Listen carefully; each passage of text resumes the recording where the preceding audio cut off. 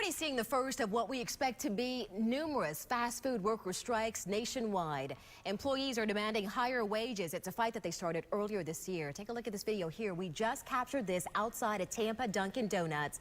Those employees there are joining a nationwide push demanding a $15 an hour minimum wage and also the right to unionize.